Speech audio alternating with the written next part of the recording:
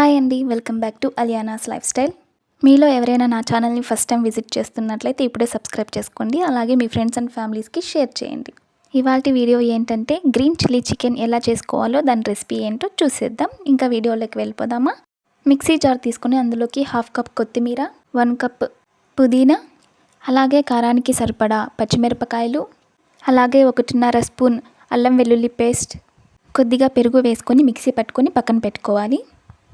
Next stove పైన కడాయి పెట్టేసుకొని కొద్దిగా ఆయిల్ వేసుకొని అందులో 2 లవంగాలు, 2 యాలక బుడ్డలు, 1 బిర్యానీ ఆకు, ఇంకా సన్నగా తరిగి పెట్టుకున్న ఎర్రగడ్డలు వేసుకొని బాగా ఫ్రై చేసుకోవాలి. ఎర్రగడ్డలు రెడ్గా అయ్యేంత వరకు ఫ్రై చేసుకొని తర్వాత మనం కడిగి పక్కన పెట్టుకున్న చికెన్ వేసుకొని అందులోకి కొద్దిగా పసుపు, అలాగే కొద్దిగా టేస్ట్కి సరిపడా సాల్ట్ వేసేసుకొని బాగా కలుపుకొని 10 మినిట్స్ మూత పెట్టేసుకోవాలి. ఫ్లేమ్ మాత్రం మీడియంలోనే పెట్టేసుకోవాలి. చికెన్ మొత్తం ఒకసారి ఇలా బాగా కలిపేసుకొని తర్వాత ఒక 10 మినిట్స్ మూత పెట్టేసుకొని బాగా ఉడికించుకోవాలి. ఒక 10 మినిట్స్ వరకు.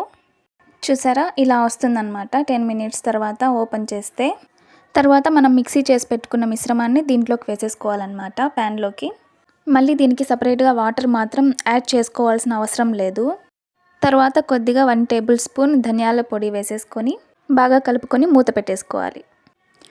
ఒక 15 మినిట్స్ తర్వాత చూసారా, ఇలా దగ్గర పడిపోతుందన్నమాట. మొత్తం కూడా ముక్కలు ఉడకకుండా ఉంటే కొద్దిగా వాటర్ కూడా యాడ్ చేసుకొని తర్వాత ఉడికించుకోవచ్చు.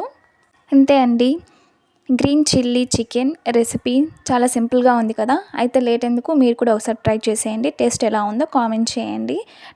నాకైతే టేస్ట్ చాలా బాగా వచ్చింది. ఈజీగా మనకు అందుబాటులో ఉన్న ఇంగ్రీడియంట్స్తో మీరు కూడా ఒకసారి ట్రై చేయండి. వీడియో నచ్చితే లైక్ చేయండి. అలాగే ఛానల్ని సబ్స్క్రైబ్ చేసుకోండి. మీ ఫ్రెండ్స్ అండ్ ఫ్యామిలీస్కి షేర్ చేయండి. Thanks for watching.